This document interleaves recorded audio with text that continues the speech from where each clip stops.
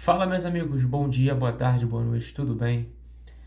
Não sei a hora que vocês vão estar vendo esse vídeo, mas com certeza ele vai estar aqui registrado para vocês tirarem as conclusões de vocês, assim como eu parei para analisar um pouco, né? Galera, hoje eu vim trazer esse vídeo aqui para conversar com vocês sobre as contratações que a diretoria Mário Bittencourt, o seu Paulo Jone, o scout do Fluminense também vem fazendo desde o ano passado, né? Eu separei uma lista aqui das contratações do início de 24, do meio e de 25. E eu vou bater tete a tete elas aqui com vocês. E vocês vão ver que, cara, o planejamento dessa diretoria tá muito pífio, tá horrível. Tá horrível. Eu pensei particularmente que eles iam aprender com quase rebaixamento do ano passado. Pelo visto, não aprenderam. Não estão fazendo diferente, inclusive estão gastando rios e rios de dinheiro, mais de 150 milhões em contratações. E a gente sabe que um clube grande, mas que tem também grandes e graves problemas financeiros, não pode ficar gastando assim por qualquer coisa, qualquer jogador, de qualquer forma, entendeu? O Fluminense trouxe ano passado o Antônio Carlos como zagueiro, início de 24. Antônio Carlos, Renato Augusto, Douglas Costa, Terãs. Aí Felipe Alves, as pessoas falaram, né? Circularam aí pela internet que foi o Diniz que pediu. Mas o Felipe Alves, o Diniz falou no podcast que ele não tinha jogador do Fluminense ali que tava ali só porque ele pediu, entendeu? Ele meio que se ausentou dessa culpa, entendeu? Então ele falou, ô, pera lá, eu indico os jogadores, mas ele meio que quis dizer isso, né? Eu indico os jogadores, mas quem assina não sou eu, é o presidente. Gabriel Pires, volante, o Gianluca Mi, né? Que pra mim foi só pra agradar o empresário. E o Marquinhos, que acabou jogando muito tempo de lateral com o Fernandinho, né? E, cara, o maluco é atacante, mano. O maluco é atacante. Eu gosto do estilo do Fernando Diniz. Pra mim, se não for o maior técnico da história do Fluminense, é um dois, entendeu? Recente, né, claro. Mas eu acho que ele é muito teimoso nessa implementação de jogo dele, entendeu? Ele morre abraçado com aquilo e não larga, nem que pague, entendeu? Nem que o cargo dele esteja em risco para isso, ele não quer saber. E cara, você pode ver que nessa lista foram no primeiro semestre, né, na primeira janela de transferência, foi um, dois, três, quatro, cinco, seis, sete, oito reforços. E você vê que ano passado o único que foi aproveitado mesmo no período que o Diniz estava no Fluminense foi o Marquinhos, porque o Gabriel Pires vivia lesionado, joelho de vidro, né? Felipe Alves nem relacionado era, o Terãs muito menos. E eu falo isso do Terãs com dor no coração, porque é um jogador que eu falei, caralho, se vir pro Fluminense, pô, vai disparar, vai jogar bem pra caraca com o Diniz, e não aconteceu, entendeu? Renato Augusto também, mas o Renato Augusto eu já sabia que ia vir naquela pô, já tá coroa, não vai vingar, mas, pô, é decisivo, entendeu? Craque é decisivo, pô. E totalmente fora do contexto, totalmente fora, entendeu? Não vingou. São jogadores que a gente fica, pô, tem futebol, mas realmente não vingou, né? O Antônio Carlos a gente já sabia que a chance de não vingar era grande. Um jogador que veio lá da MLS, não tem competitividade nenhuma lá. Você vê que o Messi que tá lá jogando, ele, cara, come a bola, todo jogo é goleada, ganha pra caralho. Entendeu? Não tem dificuldade. E jogar um futebol brasileiro, que é uma das ligas mais competitivas do mundo, irmão, esquece, é muito diferente, entendeu? O Gianluca pra mim foi só pra agradar empresário. E o Marquinhos, ele começou até jogando bem no Fluminense, né? Mas acabou que não vingou. Do meado do ano, e aí acabou que a gente aconteceu que passou aquele tempo todo na zona de rebaixamento, né? E aí no meado do ano veio o Thiago Silva, o Fluminense trocou de técnico, veio o Mano Menezes, estancou a sangria, graças a Deus conseguiu fazer com que a gente não caísse.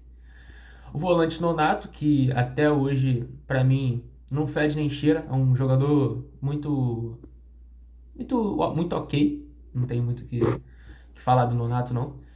O Serna, jogador aí que em 2024 foi bem decisivo pro Fluminense, né?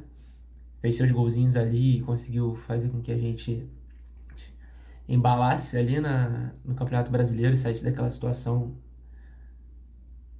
horrível. O Ignacio também, que chegou, começou a jogar bem, logo se machucou e até hoje está recuperando o ritmo de jogo. O Bernal, que na minha opinião é um jogador ainda para ser maduro, tem que amadurecer, cara. Não adianta, o cara é muito novo, joga num clube gigante, a pressão é grande pra caralho, não tem outra forma de falar. Tem que amadurecer. É um ótimo jogador com potencial. Você vê aí que esses dias aí mesmo teve rumores que a Napoli e a Juventus estavam querendo ele, estavam interessados nele. E acabou que acredito que seja só rumores, mas também acredito que o Fluminense não libere agora. E, e é isso, cara. Você vê que o nível de contratação é muito diferente de 2024, de início de 24 para meio e para começo desse ano, né? 2024 a gente pegou muito cara velho, muito jogador velho já.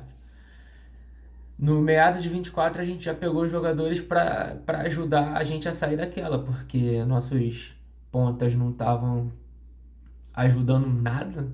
O nosso do meio para frente já não tava, na verdade nada estava funcionando, né? Mas a gente não tinha velocidade, não tinha ligação de meio de campo com ataque, não tinha centroavante, o Cauã Elias ali que salvou pra caramba, a gente também. Mas, cara, o que me assusta também são os valores, né? Que eu vou falar logo em seguida pra vocês, os valores de alguns jogadores, inclusive os que foram contratados para 2025, que são mais assustadores. Porque alguns desses jogadores de 2024 era final de contrato, era jogador livre no mercado, era oportunidade de mercado, né? Oportunidade de acabar com a vida dos tricolores, né? Porque isso daí, irmão, bananada. Mas enfim, e o que ajudou a gente pra caramba mesmo foi a vinda do Thiago Silva, né? Porque o Thiago Silva, cara, espetacular. O cara, pra mim, é disparado o melhor zagueiro da história do Fluminense, entendeu? Eu vou passar aqui minha colinha, que agora eu vou pro 2025. 2025, o Bernal custou 20 milhões de reais. O Hércules, 29 milhões de reais. E o Canóbio, 6 milhões de euros. Equivalente a 37 milhões de reais. Cara, então, o Fortaleza é um clube com muita torcida. Muita torcida mesmo.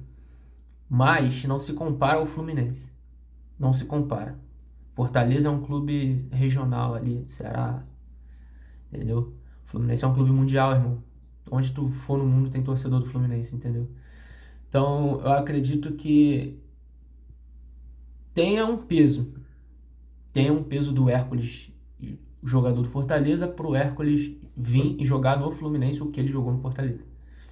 Primeiro que agora o que o Fortaleza está começando a disputar as competições que o Fluminense compete, entendeu? O brasileiro a gente já sabe que o Fortaleza já está aí há anos, mas Libertadores, entendeu? Essas competições assim que são nível mais acima. Então, cara, eu acho que a única solução que eu tenho é essa. O cara não conseguiu se adaptar ainda. Parece que pode ser que seja estrelinha, quer dizer, pode ser que ele seja estrelinha, ou pode ser que, sei lá, ele não conseguiu se adaptar à cidade do Rio de Janeiro, mas, cara, como se adaptar à cidade do Rio de Janeiro? Eu sei que os jogadores de futebol mal têm tempo, mas quando tem tempo, os caras têm dinheiro, maioria deles tem piscina dentro de casa, tem praia perto. A maioria mora na Barra. A maioria mora na Barra. E, cara, como não se adaptar, irmão, com um ambiente desse? É calor, mas, cara, lá também era, entendeu? Não tem muita desculpa. O Hércules não saiu da Rússia e veio jogar no Rio de Janeiro, que é tipo 8 ou 80. Um é muito frio e o outro é muito quente. Não, cara, entendeu? Eu acho que falta querência também, falta personalidade do cara chegar, porra, tô num grande clube, um clube grande pra cacete, e falar, ó, eu tô aqui, vou fazer o meu melhor porque eu só tô aqui porque eu jogava no Fortaleza melhor do que eu estou jogando hoje. Só que hoje eu tenho que honrar a camisa do Fluminense, que é muito maior. Então tem que jogar 15 vezes mais do que eu jogava no Fortaleza. Entendeu? Mas eu acredito que é um jovem muito em potencial ainda, mas eu eu não sei não, cara. Se ele não botar a cabeça no lugar, ele custou muito pro Fluminense e vai deixar um prejuízo muito grande, porque na hora da revenda, ou vai sair de graça, ou vai sair num valor muito abaixo, entendeu? O Fluminense trouxe o Freitas também, que, na minha opinião, tá começando a ser um zagueiro ok, entendeu? Ele veio jogando muito mal, jogou muito mal por muito tempo no Fluminense, desculpa, mas é um zagueiro que tá começando a ser ok, entendeu? Se eu fosse o Freitas, faria de tudo pra pegar todas as dicas possíveis pro Thiago Silva, que, pô, não é qualquer um que joga do lado do Thiago Silva, não, irmão, tem que ter muita sorte, de verdade. Trouxe o Paulo Baier, que, cara, pra mim é ridicularizar a cara do torcedor do Fluminense trazer esse Paulo Baier pro Fluminense. Não tem capacidade nenhuma de vestir a camisa do Fluminense. Não tem. É contratação pique Júnior Dutra, entendeu? Mas, fazer o quê? Tem o Lavega, que o Fluminense trouxe também em 2025. O Lavega, cara, que é uma promessa uruguaia, né? Ele só ainda não desapontou. Eu espero muito que o Renato Portaluppi dê sequência pro Lavega durante o Campeonato Brasileiro, de colocar ele pelo menos, sei lá, aos 30 do segundo tempo, aos 25 do segundo tempo e dando sequência ritmo de jogo para ele, pelo menos um pouquinho a cada jogo. Porque o que eu vi do Lavega foi entrar nos minutos finais, 5 minutos finais, 10 minutos finais. Às vezes o cara entrava nos acréscimos, ou então colocar ele de titular lá na altitude, assim é mole queimar o cara, entendeu? Mas eu não boto a mão no fogo também, porque o Diniz fez a mesma coisa com o Davi Terãs e depois o Davi Terãs ele deslanchou a não jogar bola. Simplesmente o maluco não jogava, entendeu? O Lavega eu gostaria de assistir mais para depois falar uma coisa mais detalhada. O René, para mim, por enquanto não tá comprometendo, né? Não é um jogador que eu gostaria no Fluminense, mas não tá comprometendo. Trouxe o Marcelo Pitaluga também, repatriou, né? Ele veio do Liverpool, da Inglaterra, e veio para compor elenco, cara. Acredito que poucas vezes vai ser relacionado. Acredito que o Fluminense trouxe mais para uma segurança mesmo. A gente não sabe até, eu não sei até quando vai o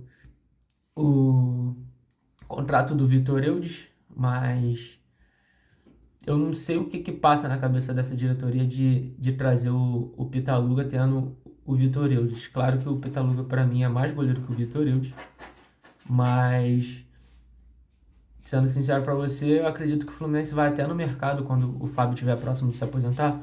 Eu acho que o Fluminense vai até no mercado para poder buscar mais um goleiro. Eu não acredito que o Pitaluga nem o Vitor Eudes tenha, como é que se diz? Capacidade no momento para poder assumir essa vaga do Fábio, não. O Canóbio, cara, é aquele negócio que eu sempre penso.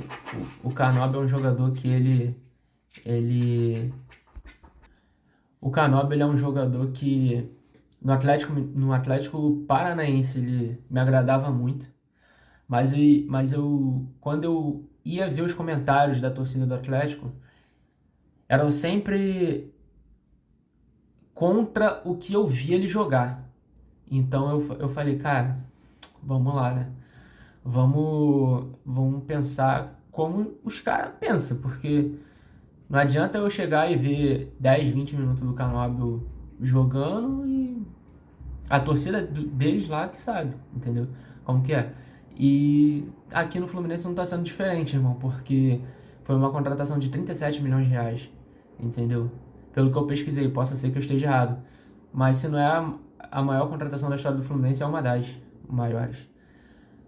E é um cara que não tá dando resultado nenhum. Pra mim, ele é um cara que é totalmente desnecessário, porque ele só sabe correr, ele não sabe tocar na bola, ele erra passe de dois, três passos e simplesmente eu não consigo ver o porquê que ele é titular ainda no Fluminense. Claro que o Renato agora tá mesclando o time, tá colocando várias. Tá rodando o time, né? Não achou o time ideal ainda, mas se não achou o time ideal é porque talvez a diretoria tenha errado no planejamento, assim como errou em 2024. Mas tem o. Mas, enfim. Tem o Otávio também, volante, que a gente não pode falar muito, né? Jogou muito bem nos jogos contra times pequenos, mas deixou muito a desejar, principalmente nos jogos grandes, contra o Flamengo também. A gente viu que não é tudo isso, mas segundo o Hulk, ele é um cara muito bom, né? Mas o Hulk é colega dele, amigo dele de trabalho. Não tem muito parâmetro para falar nada para a torcida do Fluminense, muito menos para mostrar, né? Porque quem tinha que mostrar era o Otávio. O Everaldo, que pra mim é um crime ele usar a camisa 9 do Fluminense. Porque, cara, não dá, mano, não dá.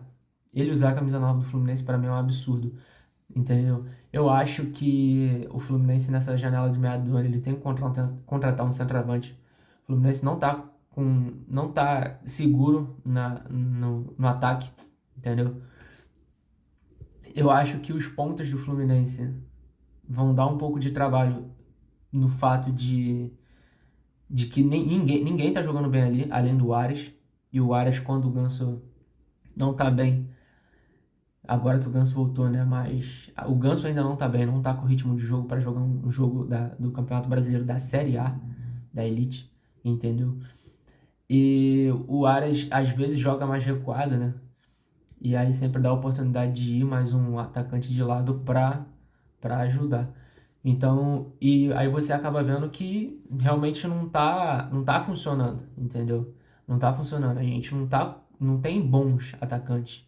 A gente tem o Germancano, que a bola chega para ele é 95% de chance de fazer gol, entendeu? Não tá como 2023, mas tá fazendo seus gols e é o artilheiro do Fluminense na temporada. Mas é aquilo. E para finalizar, gente, o Lescano, que é a promessa da vinda do Fluminense, vinda pro Fluminense, né? E, cara, até agora também não mostrou serviço nenhum nas oportunidades que teve. Eu acredito que ele tenha tido mais oportunidades que o Lavega, pelo que eu acompanho, e que eu lembro também, né? Ele tenha tido oportunidades mais do que o Lavega, e eu acho que esse rapaz não tá aproveitando. Entendeu? Eu acho que ele tem potencial, mas eu também acredito que ele seja muito novo e precise se adaptar. Ele não é igual o Hércules, que mudou de um estado para outro. Ele mudou de um país para o outro. O Lavega também é a mesma coisa. Então eu acredito que seja bom ter uma adaptação. Quando o Arias veio, ele infelizmente perdeu a avó dele, né? Depois de um tempo. E ele já não chegou jogando bem, e aí ficou pior ainda, e hoje em dia é o que é. Entendeu? Eu acredito que o Lescano tem potencial, futebolisticamente falando, para aprender mais com o Ganso e depois que o Ganso se aposentar, ou jogar junto com o Ganso ainda, entendeu? Ganhar uma vaguinha ali no meio de campo do Fluminense. Eu acho que ele tem potencial para ser um 10 do Fluminense. Mas hoje, por enquanto, não. Por enquanto não dá, entendeu? Ele é muito novo para isso e tem que mostrar muito futebol, porque não é qualquer um que veste a 10 do Fluminense, entendeu? Então, galera, esse foi basicamente o vídeo, tá? Eu vim mostrar para vocês mais ou menos como a diretoria do Fluminense tá sendo patética, pífia, entendeu? O Mário Bittencourt tá de 2024 para cá, depois da Recopa para cá, foi só ladeira abaixo. Só ladeira abaixo mesmo, entendeu? Eu acho que a, o Mário Bittencourt, a passagem do Mário Bittencourt pelo Fluminense, é muito boa até 23, mas acredito que 24 e 25 tá sendo desastrosa. E claro que a gente não vai ficar agarrado só em 23, cara. O Fluminense é um time gigante que quer ganhar sempre, quer ser campeão sempre. E tem a obrigação de ser campeão sempre.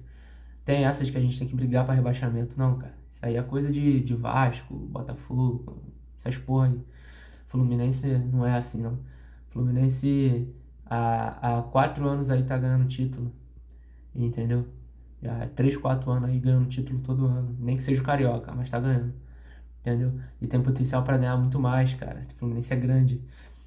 E eu gosto, para ser bem sincero, eu gosto do presidente Mário Bittencourt, porque você via que antes de 2019 o Fluminense tava só ladeira abaixo, e com ele conseguiu resgatar a alegria, a vontade de você torcer, né, pro Fluminense. Mas, cara, não é só isso, tem o outro lado da moeda também, que eu acabei de dizer aqui que não é nada favorável para ele. Essas contratações aí do Fluminense são 2 anos fazendo contratação para tampar buraco, entendeu? Tirando o Thiago Silva, foram contratações de aposta e para tampar buraco, e a gente está meio cansado disso, né? A gente quer contratações para poder chegar e suprir um John Arias da vida, entendeu? Thiago Silva fala que é Thiago Silva que trazer um craque mundial para cá é muito difícil com o financeiro que a gente tem, né? Mas a gente precisa, cara, de jogadores grandes. O Fluminense é grande e foi feito para grandes jogadores jogar. Ronaldinho Gaúcho, Deco, Thiago Neves, Conca, Arias, Cano, Fred, Castilho, entendeu? O Fluminense é muito grande, então a gente tem que sempre ter jogadores desse nível jogando no Fluminense, entendeu? É isso, galera. Mais um vídeo aí. Esse vídeo foi para mostrar mais essa parte de contratação mesmo para vocês. O próximo vídeo já tá pronto também, em breve eu vou estar soltando. Eu já fiz o Instagram, já fiz o Twitter, os dois, o Instagram, o Twitter, o TikTok, tudo InfluenciaFlu, @InfluenciaFlu. Vocês podem me seguir lá, entendeu? Pode interagir, eu vou interagir com vocês da melhor forma, tá bom? Que aí eu vou sempre estar tentando interagir com vocês, brincar com vocês, ouvir a opinião de vocês, que pra mim é muito importante também, tá bem? E é isso, galera. Fiquem com Deus. Boa semana pra vocês. Vitória Fluminense. É um jargão antigo, né, do nosso antigo treinador, mas que é vitória Fluminense o tempo todo mesmo. Entendeu? Vamos pra cima, galera. Vamos que hoje, essa semana tem semana de Sul-Americana e quarta-feira e domingo o Campeonato Brasileiro. E se Deus quiser, a gente vai conseguir 2 vitórias aí essa semana e vai mudar essa chave aí, tá bom? Até logo, galera. Tchau, tchau.